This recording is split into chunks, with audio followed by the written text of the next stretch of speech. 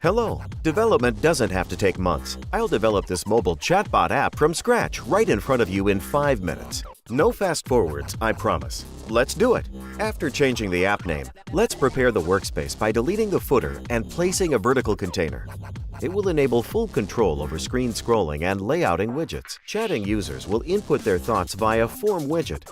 By default, it comes with text input field and submit button. Whatever users enter there will be sent to Watson's RESTful API. Let's look into Kinetise Help Center for some specification on how to connect to the API. 2 links are important here. First, leading to Watson Conversation Dashboard in IBM Cloud. You need to have an account there and log in with IBM ID.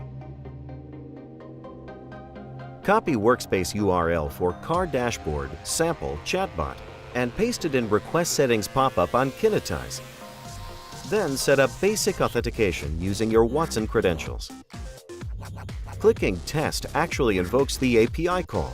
As a response, there is an error message about missing parameter. Let's search for it under second link in Help Center, Watson API specification. Entire API connection follows this specification. Version parameter has to be added to the API call, and it gets automatically joined to the URL. Clicking Test this time delivers complete response from Watson. Under Body tab, pass context variable. It will be defined in a moment. Scroll down to Request Body Transform Embedded API Adapter. This is where you enter a little code. Flexibly transforming structure of API calls body. A few lines of code needed here can be found in Kinetise Help Center. Next, scroll further down to get to Response Body Transform to add code defining how to parse server's response. This code can also be found in Kinetise Help Center. It will put server response into app database and create that context variable.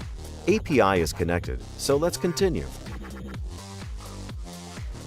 First, let's send a hello message to Watson. Next, let's add list widget, which will display entire chat thread.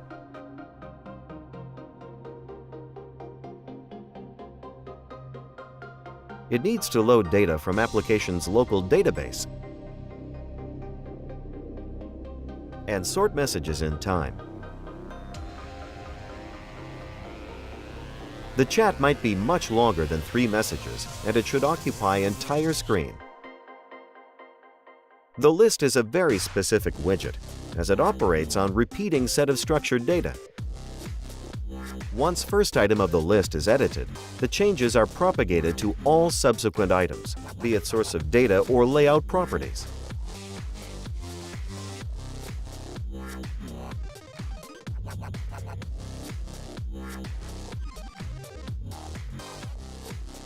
However, there is a way to differentiate functionality and looks of list items, logically depending on data in the item. We will use this feature right now by defining item templates. There will be 2 item templates, differentiated based on who entered the message, user or Watson Conversation Chatbot. Having 2 item templates separated, we can modify the looks item template by item template, making list widget look like a chat thread.